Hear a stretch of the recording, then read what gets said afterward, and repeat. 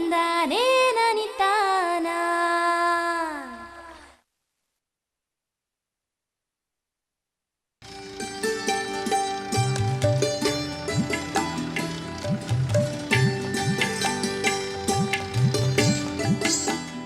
ಪ್ರಸ್ತುತ ಮುಂಗಾರು ಮಳೆ ಸಕಾಲದಲ್ಲಿ ಬಾರದೆ ರೈತರು ಆತಂಕಕ್ಕೊಳಗಾಗಿದ್ದಾರೆ. ಅದರಲ್ಲೂ ಉತ್ತರ ಕರ್ನಾಟಕ ಭಾಗದಲ್ಲಿ ಮಳೆಯ ಕೊರತೆ ಹೆಚ್ಚಾಗಿ ಕಂಡುಬಂದಿದೆ. ಪ್ರಸಕ್ತ ಅಂದರೆ ಜುಲೈ ಮೊದಲ ಪಕ್ಷದಲ್ಲಿ ಮಳೆಯಾದರೆ ಧಾರವಾಡ ಕೃಷಿ ವಿಶ್ವವಿದ್ಯಾಲಯದ ವ್ಯಾಪ್ತಿಗೆ ಬರುವ 6 ಜಿಲ್ಲೆಗಳಾದ ಬಾಗಲಕೋಟೆ, ಧಾರವಾಡ, ಬಿಜಾಪುರ, ಗದಗ, ಬೆಳಗಾಂ ಮತ್ತು ಹಾವೇರಿ ಜಿಲ್ಲೆಗಳ ರೈತ ಬಾಂಧವರಿಗಾಗಿ ಧಾರವಾಡ ಕೃಷಿ ವಿಶ್ವವಿದ್ಯಾಲಯದವರು ಪರ್ಯಾಯ ಬೆಳೆ ಯೋಜನೆಯನ್ನು ರೂಪಿಸಿದ್ದಾರೆ. ನಮ್ಮ ಈ ಒಂದು ವ್ಯಾಪ್ತಿಯಲ್ಲಿ ವಿಶ್ವವಿದ್ಯಾಲಯದ ವ್ಯಾಪ್ತಿಯಲ್ಲಿ 49 ತಾಲೂಕುಗಳಿದ್ದಾವೆ. ಅದರಲ್ಲಿ 12 ತಾಲೂಕುಗಳಲ್ಲಿ ಪ್ರತಿಶತ 70ರಷ್ಟು ಮಳೆಯಾಗಿದೆ. ಅಲ್ಲಿ ಕೊರತೆ ಇರೋದು ಕೇವಲ 30% ಅಷ್ಟು. ಉಳಿದ 37 ಜಿಲ್ಲೆಗಳಲ್ಲಿ 37 ತಾಲೂಕುಗಳಲ್ಲಿ ಈ ಕೊರತೆ 70ರಷ್ಟು ಪ್ರತಿಶತ 70ರಷ್ಟಿದೆ. ಈಗ ನಮಗೆ ಜುಲೈ ಈ ಒಂದು ಮೊದಲನೇ ಪಕ್ಷದಲ್ಲಿ ಮಳೆ ಬಂದರೆ ಅದು ಬಾಗಲಕೋಟೆ ಜಿಲ್ಲೆಯಲ್ಲಿ ಮಣ್ಣಿನ ಪ್ರಕಾರ ನಾವು ಒಂದು ಬೆಳೆಗಳ ಬಗ್ಗೆ ಒಂದು ಸಮೀಕ್ಷೆ ಮಾಡಬೇಕಾಗತ್ತೆ. ಈಗ ಮುಂಗಾರು ಬೆಳೆ ಬೆಳೆಯುವ ಕಡಿಮೆ ಆಳದ ಕಪ್ಪು ಮಣ್ಣು ಮತ್ತು ಕೆಂಪು ಮಣ್ಣು ಇದ್ದಂಥ ಭೂಮಿಯಲ್ಲಿ ನಾವು ಆದಷ್ಟು ಸಜ್ಜೆ, ಹುರಳಿ, ತೊಗರಿ, ಎಳ್ಳು, ಗುರೆಳ್ಳು, ನವಣೆ, ಮಡಿಕೆ ಬೆಳಿಬೇಕು. ಅದಲ್ಲದೆ ಈ ಮತ್ತು ಸಜ್ಜೆ ಮತ್ತು ತೊಗರಿ ಎರಡು ಒಂದು ಸಾಲಿನ ಒಂದು ಮಿಶ್ರ ಬೆಳೆ ಬೆಳೆಯೋದು ಒಳ್ಳೆಯದಂತ ಕಂಡು ಬಂದಿದೆ. ಇದನ್ನು ಮಾಡಿದರೆ ಒಳ್ಳೆಯದು. ಆಮೇಲೆ ಮುಂಗಾರು ಹಾಗೂ ಹಿಂಗಾರು ಬೆಳೆ ಬೆಳೆಯುವ ಮಧ್ಯಮ ಆಳದ ಕಪ್ಪು ಮಣ್ಣು, ಈ ಕಪ್ಪು ಮಣ್ಣಿದ್ದಲ್ಲಿ ಮಧ್ಯಮ ಆಳದ ಕಪ್ಪು ಮಣ್ಣು ಇದ್ದಲ್ಲಿ ಏನು ಮಾಡಬೇಕಪ್ಪ ಅಂದರೆ ಅಲ್ಲಿನೂ ಕೂಡ ಸಜ್ಜೆ, ಹುರಳಿ, ತೊಗರಿ, ಶೇಂಗಾ, ಔಡಲ, ನವಣೆ, ಈರುಳ್ಳಿ, ಮೆಣಸಿನಕಾಯಿ ಬೆಳಿಬೋದು. ಇದಲ್ಲದೆ ಮಿಶ್ರ ಬೆಳೆಗಳಾದಂಥ ಈ ಶೇಂಗಾ ಮತ್ತು ತೊಗರೆ 4 ಮತ್ತು 2 ಸಾಲಿನಲ್ಲಿ, ಸಜ್ಜೆ ಮತ್ತು ಔಡಲ 2 ಮತ್ತು 1 ಸಾಲಿನಲ್ಲಿ, ಸಜ್ಜೆ ಮತ್ತು ಶೇಂಗಾ 2 ಮತ್ತು 4 ಸಾಲಿನಲ್ಲಿ, ಅದಲ್ಲದೆ ಮೇವಿನ ಬೆಳೆಗಳನ್ನು ಕೂಡ ಬೆಳೆಯಬಹುದು. ಆದರೆ ಈಗ ಹಿಂಗಾರಿ ಬೆಳೆಯುವ ಒಂದು ಏನು ಪ್ರದೇಶ ಇದೆ ಅದರಲ್ಲಿ ಮಧ್ಯಮ ಆಳದ ಕಪ್ಪು ಮಣ್ಣಿನಲ್ಲಿ ಮುಂಗಾರಿನ ಬಿತ್ತನೆ ಮಾಡಬಾರ್ದಂತ ನಾವು ಇಲ್ಲಿ ಹೇಳಕ್ಕೆ ಇಷ್ಟಪಡ್ತಾ ಇದ್ದೇವೆ. ಈಗ ಬಿಜಾಪುರ ಜಿಲ್ಲೆ ತಗೊಂಡ್ರೆ ಬಿಜಾಪುರ ಜಿಲ್ಲೆಯಲ್ಲಿ ಮತ್ತೆ ಇದು ಕಡಿಮೆ ಆಳದ ಕಪ್ಪು ಮಣ್ಣು ಮತ್ತು ಕೆಂಪು ಮಣ್ಣು, ಇದರಲ್ಲಿ ಸಜ್ಜೆ, ತೊಗರಿ, ಶೇಂಗಾ, ಎಳ್ಳು, ಗುರೆಳ್ಳು, ನವಣೆ, ಹುರಳಿ, ಔಡಲ ಬೆಳಿಬೇಕಾಗತ್ತೆ. ಅದಲ್ಲದೆ ಮಿಶ್ರ ಬೆಳೆಗಳಾದ ಸಜ್ಜೆ, ತೊಗರಿ 2 1 ಸಾಲಿನಲ್ಲಿ, ಸಜ್ಜೆ, ಔಡಲ 2 1 ಸಾಲಿನಲ್ಲಿ, ಶೇಂಗಾ ಮತ್ತು ತೊಗರೆ 4 2 ಸಾಲಿನಲ್ಲಿ, ಸಜ್ಜೆ ಮತ್ತು ಶೇಂಗಾ 2 4 ಸಾಲಿನಲ್ಲಿ ಬೆಳೆಯುವುದು ಉತ್ತಮ ಅಂತ ತಿಳಿದು ಬಂದಿದೆ. ಈ ಮತ್ತು ಮುಂಗಾರು ಹಾಗೂ ಹಿಂಗಾರು ಬೆಳೆಯುವ ಮಧ್ಯಮ ಆಳದ ಕಪ್ಪು ಮಣ್ಣು ಏನು ಬಿಜಾಪುರ ಜಿಲ್ಲೆಯಲ್ಲಿದೆ ಅಲ್ಲಿ ಸಜ್ಜೆ, ತೊಗರಿ, ಶೇಂಗಾ, ಔಡಲ, ಮೆಣಸಿನಕಾಯಿ, ಎಳ್ಳು, ನವಣೆ, ಈರುಳ್ಳಿ ಬೆಳಿಬಹುದು. ಅದಲ್ಲದೆ ಮಿಶ್ರ ಬೆಳೆಗಳನ್ನು ಬೆಳೆಯುವುದು ಬಹಳ ಉತ್ತಮ. ಅದರಲ್ಲಿ ಶೇಂಗಾ, ತೊಗರಿ 4 2 ಸಾಲುಗಳಲ್ಲಿ, ಸಜ್ಜೆ, ಔಡಲ 2 1 ಸಾಲಿನಲ್ಲಿ, ಸಜ್ಜೆ, ಶೇಂಗಾ 2 4 ಸಾಲುಗಳಲ್ಲಿ, ಅದಲ್ಲದೆ ಮೇವಿನ ಬೆಳೆಗಳನ್ನು ಕೂಡ ಬೆಳೆಯುವುದು ಒಳ್ಳೆಯದು. ಇದಲ್ಲದೆ ಈಗ ನಮ್ಮ ಈ ಧಾರವಾಡ ಜಿಲ್ಲೆಯಲ್ಲೂ ಕೂಡ ಈಗೇನು ಕೆಂಪು ಮಣ್ಣಿನಲ್ಲಿ ಈಗ ಮುಂಗಾರು ಬೆಳೆ ಬೆಳೆಯುವ ಒಂದು ಪ್ರದೇಶದಲ್ಲಿ ಶೇಂಗಾ, ತೊಗರಿ, ಅಲಸಂದಿ, ಸಾಮೆ, ಊದಲು, ರಾಜಗಿರಿ, ಮೆಣಸಿನಕಾಯಿ ಬೆಳೆಯೋದು ಒಳ್ಳೆಯದು. ಇನ್ನು ಕಪ್ಪು ಮಣ್ಣಿನಲ್ಲಿ ಹತ್ತಿ, ಶೇಂಗಾ, ಗುರೆಳ್ಳು, ಅಲಸಂದಿ, ರಾಜಗಿರಿ ಬೆಳೆಯಬಹುದು. ಇದೇ ರೀತಿ ಈಗ ಗದಗ ಜಿಲ್ಲೆಯಲ್ಲಿ ಗದಗ ಜಿಲ್ಲೆಯು ಕೂಡ ಮುಂಗಾರು ಬೆಳೆ ಬೆಳೆಯುವ ಕಡಿಮೆ ಆಳದ ಕಪ್ಪು ಮಣ್ಣು ಹಾಗೂ ಉಸುಕು ಮಿಶ್ರಿತ ಕೆಂಪು ಮಣ್ಣಿನಲ್ಲಿ ಸಜ್ಜೆ, ತೊಗರಿ, ಹಬ್ಬು ಶೇಂಗಾ, ಔಡಲ, ಎಳ್ಳು, ಗುರೆಳ್ಳು, ನವಣೆ ಬೆಳೆಯಬಹುದು. ಅದಲ್ಲದೆ ಮಿಶ್ರ ಬೆಳೆಗಳಾದ ಸಜ್ಜೆ, ತೊಗರಿ 2 1 ಸಾಲಿನಲ್ಲಿ, ನವಣೆ, ತೊಗರಿ 2 1 ಸಾಲಿನಲ್ಲಿ ಬೆಳೆಯಬಹುದು. ಇದಲ್ಲದೆ ಈಗ ಮುಂಗಾರು ಹಾಗೂ ಹಿಂಗಾರು ಬೆಳೆಯುವ ಮಧ್ಯಮ ಆಳದ ಕಪ್ಪು ಮಣ್ಣಿನಲ್ಲಿ ಗದಗ ಜಿಲ್ಲೆಯಲ್ಲಿ ಹಸಿರೆಲೆ ಗೊಬ್ಬರವಾಗಿ ಸಣಬನ್ನು ಬೆಳೆದು ಹೂ ಬಿಡುವ ಮುನ್ನ ಮಣ್ಣಿನಲ್ಲಿ ಬೆರೆಸಬೇಕು. ಈಗ ಅಂದರೆ ಇದು ಮುಗ್ಗು ಹೊಡಿಬೇಕಂತ ಅರ್ಥ. ಇದಲ್ಲದೆ ಹಾವೇರಿ ಜಿಲ್ಲೆಯಲ್ಲೂ ಕೂಡ 2 ರೀತಿಯ ಏನು ಮಣ್ಣು ಇದೆ. ಅದರಲ್ಲಿ ಕೆಂಪು ಮಣ್ಣಿನಲ್ಲಿ ಮುಂಗಾರು ಬೆಳೆ ಬೆಳೆಯುವ ಒಂದು ಪ್ರದೇಶದಲ್ಲಿ ರಾಗಿ, ಔಡಲ, ಅಲಸಂದಿ ಬೆಳೆಯಬಹುದು. ಆಮೇಲೆ ಕಪ್ಪು ಮಣ್ಣಿನಲ್ಲಿ ಹತ್ತಿ, ಮೆಣಸಿನಕಾಯಿ ಬೆಳೆಯಬಹುದು. ತದನಂತರ ಈಗ ಬೆಳಗಾವಿ ಜಿಲ್ಲೆಯಲ್ಲಿ ಕೆಂಪು ಮಣ್ಣಿನಲ್ಲಿ ಹುರಳಿ, ಅಲಸಂದಿ, ಔಡಲ, ಸೂರ್ಯಕಾಂತಿ, ಮಧ್ಯಮ ಆಳದ ಕಪ್ಪು ಮಣ್ಣು ಮತ್ತು ಆಳದ ಕಪ್ಪು ಮಣ್ಣಿನಲ್ಲಿ ಶೇಂಗಾ, ತಂಬಾಕು, ಹತ್ತಿ, ನಾಟಿ ಮೆಣಸಿನಕಾಯಿ, ಗೋವಿನ ಜೋಳ, ಅಲಸಂದಿ ಮತ್ತು ಸೂರ್ಯಕಾಂತಿ ಹೀಗೆ ನಮ್ಮ ವಿಶ್ವವಿದ್ಯಾಲಯದ ವ್ಯಾಪ್ತಿಯಲ್ಲಿ ಬರುವಂಥ ಈ 7 ಜಿಲ್ಲೆಗಳಲ್ಲಿ ಈ ಬೇರೆ ಬೇರೆ ಈ ಬೆಳೆಗಳನ್ನು ಈ ಒಂದು ಜುಲೈಯದ ಮೊದಲೇ ಪಕ್ಷದಲ್ಲಿ ಬೆಳೆಯಬಹುದು. ಅದಲ್ಲದೆ ಈಗ ಮುಂಬರುವ ಬರ ಪರಿಸ್ಥಿತಿಯನ್ನು ಎದುರಿಸಬೇಕಾದ್ರೆ ಕೆಲವೊಂದು ಅಂಶಗಳನ್ನು ಕೂಡ ನಾವು ನೆನಪಿನಲ್ಲಿ ಇಟ್ಕೋಬೇಕಾಗತ್ತೆ. ಅದರಲ್ಲಿ ಮಳೆ ನೀರು ಪೋಲಾಗಿ ಹೋಗಬಾರ್ದು. ಅದನ್ನು ಸರಿಯಾಗಿ ಗ್ರಾಮದ ಕೆರೆ ಆಗಲಿ, ಕೃಷಿ ಹೊಂಡ ಆಗಲಿ ಮುಂತಾದವುಗಳಲ್ಲಿ ಸಂಗ್ರಹ ಆಗುವಂತೆ ನಾವು ಇಲಾಖೆಗಳ ವತಿಯಿಂದ ಒಂದು ಏನು ಅವರಿಂದ ಸಹಾಯ ತಗೋಬೇಕು. ಅದಲ್ಲದೆ ರೈತರ ಒಂದು ಸಹಭಾಗಿತ್ವದಲ್ಲಿ ಸೂಕ್ತ ಕಾಮಗಾರಿಗಳನ್ನು ಕೈಗೊಳ್ಳಬೇಕಾಗತ್ತೆ. ಅದಲ್ಲದೆ ಕೆರೆ, ಕೃಷಿ ಹೊಂಡ ಮುಂತಾದವುಗಳಲ್ಲಿ ಸಂಗ್ರಹದ ನೀರು ದುರುಪಯೋಗದಂತೆ, ಅನಾವಶ್ಯಕವಾಗಿ ಪೋಲಾಗದಂತೆ, ಕೆಡದಂತೆ ನೋಡಿಕೊಳ್ಳಬೇಕಾಗತ್ತೆ. ಲಭ್ಯವಿರೋ ನೀರನ್ನು ಮಿತವ್ಯಯವಾಗಿ ಬಳಸುವಂತೆ ಜನರಲ್ಲಿ ಜಾಗೃತಿ ಕೂಡ ಮೂಡಿಸಬೇಕಾಗತ್ತೆ. ಗ್ರಾಮದ ಸರ್ಕಾರಿ ಜಮೀನಿನಲ್ಲಿ, ಗೋಮಾಳದಲ್ಲಿ, ಕೃಷಿಗೆ ಸೂಕ್ತವಿಲ್ಲದ ಜಮೀನಿನಲ್ಲಿ ಅಲ್ಪ ತೇವಾಂಶದಲ್ಲಿ ಬೆಳೆಯುವ ದೀರ್ಘಾವಧಿಯ ಮೇವಿನ ಬೆಳೆಗಳನ್ನು ಬೆಳೆಯಲು ಕ್ರಮ ತೆಗೆದುಕೊಳ್ಳಬೇಕಾಗತ್ತೆ. ಯಾಕಂದರೆ ಈಗ ಮೇವು ಕಡಿಮೆ ಆಗುವ ಪರಿಸ್ಥಿತಿಯೂ ಇದೆ. ಇದರಲ್ಲಿ ಇಂಥ ಒಂದು ಗ್ರಾಮದ ಒಂದು ಏನು ಸರ್ಕಾರಿ ಜಮೀನೇನಿದೆ ಅಲ್ಲಿನೂ ಕೂಡ ಮೇವಿನ ಬೆಳೆ ಬೆಳೀಲಿಕ್ಕೆ ಒಂದು ಪ್ರಯತ್ನ ಪಡಬೇಕಾಗತ್ತೆ. ಹೆಚ್ಚು ನೀರು ಬೇಕಾಗುವ ದೀರ್ಘಾವಧಿಯ ಮೇವು ದೊರೆಯದ ವಾಣಿಜ್ಯ ಬೆಳೆಗಳನ್ನು ಬೆಳೆಯದೇ ಅಲ್ಪಾವಧಿಯ ಮೇವು ಹಾಗೂ ಕಾಳು ಎರಡೂ ಕೂಡ ಬೆಳೆಗಳನ್ನು ಅಂದರೆ ಜೋಳ, ಈ ಮೆಕ್ಕೆಜೋಳ, ಆಮೇಲೆ ಅಲಸಂದಿ ಇಂಥ ಒಂದು ಬೆಳೆಗಳನ್ನು ಬೆಳೆದರೆ ದನಗಳಿಗೂ ಉಪಯೋಗ ಆಗುತ್ತೆ ಮತ್ತು ನಮಗೂ ಕೂಡ ಕಾಳು ಸಿಗುತ್ತೆ ಅಂಥೇಳಿ ಇಲ್ಲಿ ಹೇಳೋಕ್ಕೆ ಇಷ್ಟಪಡ್ತಾ ಇದ್ದೀವಿ. ಎಲ್ಲ ರೈತರು ತಮ್ಮ ಜಮೀನಿನ ಸ್ವಲ್ಪ ಕ್ಷೇತ್ರದಲ್ಲಿ ಮುಖ್ಯವಾಗಿ ಮೇವಿನ ಬೆಳೆಗಳನ್ನು ಬೆಳೆಯುವಂತೆ ಪ್ರೋತ್ಸಾಹ ಮಾಡಬೇಕಾಗತ್ತೆ.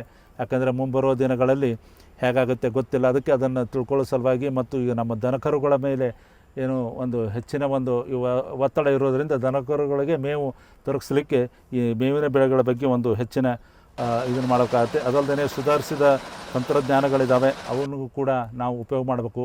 ದನಗಳಿಗೆ ತಿನ್ನುವಂಥ ಒಂದೇನು ಹೇಗೆ ಮಾಡಬೇಕು, ಸೈಲೋಸ್ ಗಿಲ್ಲೋಸ್ ಅಂತೇವೆ, ಅದರ ಬಗ್ಗೆಯೂ ತಿಳ್ಕೊಂಡು ನಾವು ಬೆಳೆದಂಥ ಈ ಮೇವನ್ನು ಕೂಡ ಸರಿಯಾಗಿ ಸಂಗ್ರಹ ಮಾಡಿ ಯಾವ ರೀತಿ ನಾವು ಉಪಯೋಗಿಸ್ಬೇಕು ಅನ್ನೋದ್ರ ಬಗ್ಗೆಯೂ ಒಂದು ತಿಳ್ಕೊಂಡು ಈ ಒಂದು ಏನು ನಮಗೆ ಮಳೆ ಕಡಿಮೆ ಆಗ್ತಾಯಿದೆ ಈ ಪ್ರದೇಶಗಳಲ್ಲಿ ಒಂದು ಹೆಚ್ಚಿನ ಒಂದು ಆದ್ಯತೆ ಕೊಟ್ಟು, ಈಗ ಮಳೆ ಆಗಿಲ್ಲ ಅಂಥೇಳಿ ಏನು ಬೇಜಾರು ಪಡ್ಕೊಳ್ಳೋ ಒಂದು ಏನು ವಿಚಾರ ಏನಿಲ್ಲ.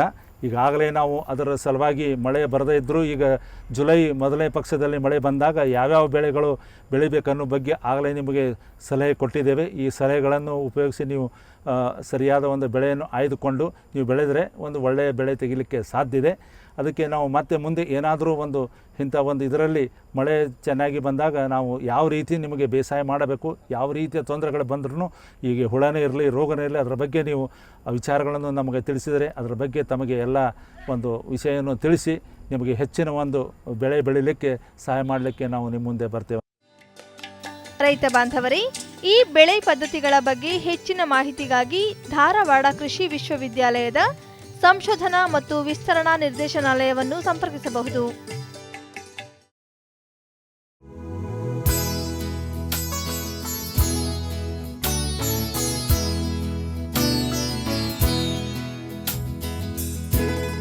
ಅಡಿಕೆ ನಮ್ಮ ರಾಜ್ಯದ ಒಂದು ಪ್ರಮುಖ ವಾಣಿಜ್ಯ ಬೆಳೆ.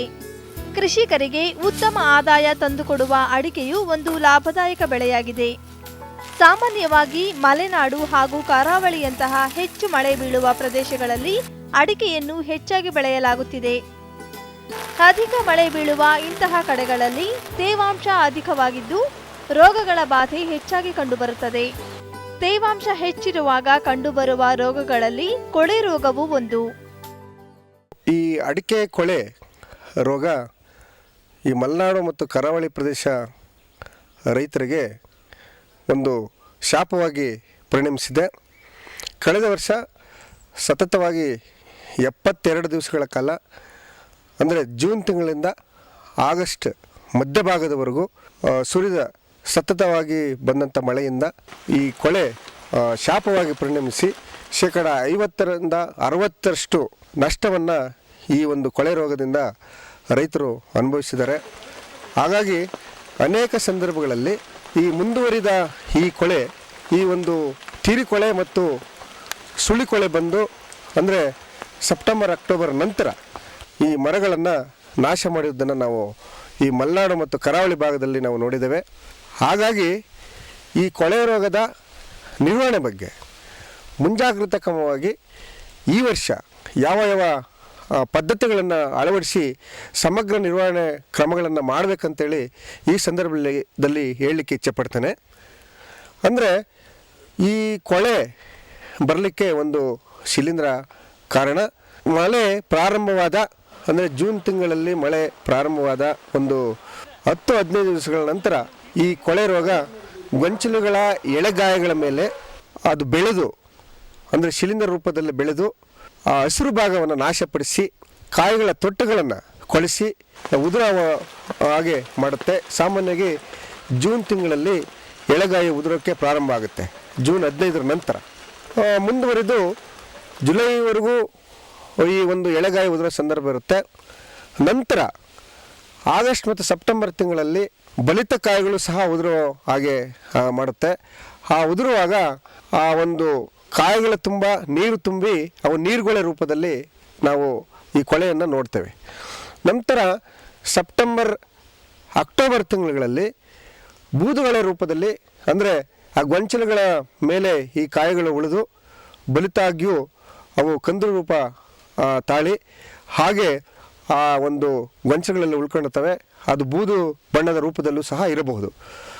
ಆ ಒಂದು ಸಂದರ್ಭದಲ್ಲಿ ಅಂತಹ ಕಾಯಿಗಳನ್ನು ನಾವು ತೆಗೆದು ಅಲುಗಾಡಿಸಿದಾಗ ಅಲುಗಾಡೋ ಒಂದು ಸಂದರ್ಭವನ್ನು ನಾವು ನೋಡ್ತೇವೆ. ಹಾಗಾಗಿ ಈ ಒಂದು ಶಿಲೀಂಧ್ರ 3 ತರಹ ರೂಪದಲ್ಲಿ ಒಂದು ಕಾಯಿಗಳ ಮೇಲೆ ಕೊಳೆಯನ್ನು ಉಂಟು ಮಾಡುತ್ತೆ.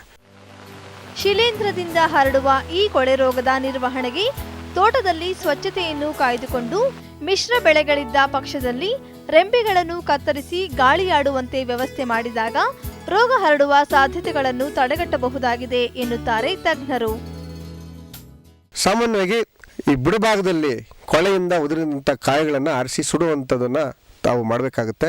ಈ ಬಸಿಗಾಲುವೆಗಳನ್ನು ನೀರು ನಿಲ್ಲದ ಹಾಗೆ ಆ ಕಸವನ್ನು ತೆಗೆದು ನೀರು ಸರಾಗವಾಗಿ ಹರಿದು ಹೋಗಲಿಕ್ಕೆ ವ್ಯವಸ್ಥೆಯನ್ನು ಮಾಡಬೇಕು. ಈ ಒಂದು ತೋಟಗಳಲ್ಲಿ ಹೆಚ್ಚಿನ ಅಂತರ ಬೆಳೆಗಳಿದ್ದರೆ ಅಂದರೆ ಈ ಜಾಕಾಯಿ, ಲವಂಗ, ಕೋಕೋ, ಮೆಣಸು, ಕಾಫಿ ಈ ಥರದ ಒಂದು ಅಂತರ ಬೆಳೆಗಳಿದ್ದ ಸಂದರ್ಭದಲ್ಲಿ ಹೆಚ್ಚುವರಿ ರೆಂಬೆಗಳನ್ನು ನಾವು ಅದನ್ನು ಕತ್ತರಿಸಿ ತೆಗಿಬೇಕಾಗುತ್ತೆ. ಅಂದರೆ ಇದರಿಂದ ಸುಲಭವಾಗಿ ತೋಟದಲ್ಲಿ ಗಾಳಿ ಆಡಲಿಕ್ಕೆ ಅವಕಾಶ ಆಗುತ್ತೆ. ಶಿಲೀಂಧ್ರ ಬೆಳವಣಿಗೆ ಅಲ್ಲಿ ಪೂರಕವಾದ ವಾತಾವರಣ ಇರೋದಿಲ್ಲ. ಮತ್ತು ತೋಟದ ಸುತ್ತಲೂ ಇರತಕ್ಕಂಥ ಹೆಚ್ಚುವರಿ ಕಾಳು ಮರದ ರೆಂಬೆಗಳನ್ನು ಸಹ ನಾವು ಕತ್ತರಿಸಬೇಕಾಗುತ್ತೆ. ಅದು ಅಲ್ಲದೆ ನಾವು ಕಳೆದ ವರ್ಷ ಕೊಳೆ ಬಂದು ಇದ್ದಂಥ ಸತ್ತ ಆ ಗೊಂಚಲುಗಳನ್ನು ತೆಗೆದು ಅವುಗಳನ್ನು ಸುಡಬೇಕಾಗುತ್ತೆ. ಈ ರೀತಿ ಮಾಡಿದಾಗ ಅಲ್ಲಿ ಅಳಿದುಳಿದ ರೋಗಾಣುಗಳನ್ನು ನಾವು ನಾಶ ಮಾಡಲಿಕ್ಕೆ ವ್ಯವಸ್ಥೆ ಆಗುತ್ತೆ. ಮತ್ತು ನಾವು ಈ ಒಂದು 1% ಬೋರ್ಡೋ ದ್ರಾವಣವನ್ನು ಈ ಸಂದರ್ಭದಲ್ಲಿ ಗೊಂಚಲುಗಳಿಗೆ ಸಿಂಪಡಣೆ ಮಾಡಬೇಕಾಗುತ್ತೆ. ಈಗ ಅಂದರೆ ನಾವು ಮೇ ಕೊನೆ ವಾರ ಮತ್ತು ಅಥವಾ ಜೂನ್ ಮೊದಲ ವಾರದಲ್ಲಿ ತಪ್ಪದೆ ನಾವು 1% ಬೋರ್ಡೋ ದ್ರಾವಣವನ್ನು ಸಿಂಪಡಣೆ ಮಾಡಬೇಕು.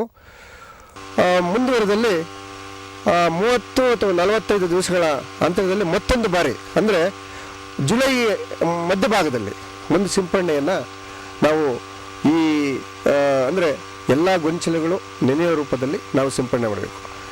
ಆ ನಂತರನೂ ಸ್ವಲ್ಪ ಭಾಗ ಉಳಿದ ರೋಗಾಣುಗಳು ಏನು ಜುಲೈ ತಿಂಗಳಲ್ಲಿ ಏನಾದರೂ ನಾವು ಸಿಂಪಡಣೆ ಮಾಡಿದ್ರೆ ನಾವು 80-90% ರೋಗಾಣುಗಳನ್ನು ನಾಶ ಮಾಡಲಿಕ್ಕೆ ಅವಕಾಶ ಆಗುತ್ತೆ. ರೈತ ಬಾಂಧವರೇ, ದಯವಿಟ್ಟು ಗಮನಿಸಿ, ಸಿಂಪರಣೆಯನ್ನು ಬಿಸಿಲಿನ ಸಮಯದಲ್ಲಿ ಮಾಡುವುದು ಸೂಕ್ತ.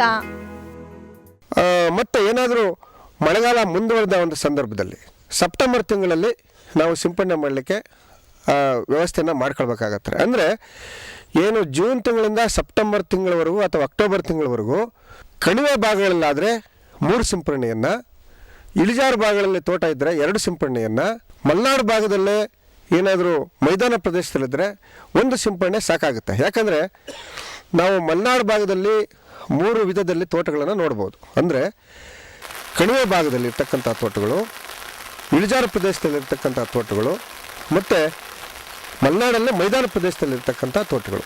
ನಮಗೆ ಕಣಿವೆ ಭಾಗದಲ್ಲಿ ಸರಿಯಾದ ಸರಾಗವಾಗಿ ಗಾಳಿ ಆಡೋದಿಲ್ಲ. ಇಳಿಜಾರು ಪ್ರದೇಶದಲ್ಲಿ ಗಾಳಿ ಚೆನ್ನಾಗಿ ಆಡುತ್ತೆ. ಆದರೆ ಈ ಮೈದಾನ ಪ್ರದೇಶದಲ್ಲಿ ಇನ್ನೂ ಸುಲಭವಾಗಿ ಗಾಳಿ ಆಡೋದ್ರಿಂದ ಅಲ್ಲಿ ಕೊಳೆ ಕಡಿಮೆ ಇರುತ್ತೆ. ಹಾಗಾಗಿ ನಾವು ಹೆಚ್ಚಿನ ಭಾಗ ನಷ್ಟವನ್ನು ಕಣಿವೆ ಭಾಗದಲ್ಲಿರ್ತಕ್ಕಂಥ ತೋಟಗಳಲ್ಲಿ ನಮಗೆ ನಷ್ಟ ಆಗ್ತಾಯಿದೆ.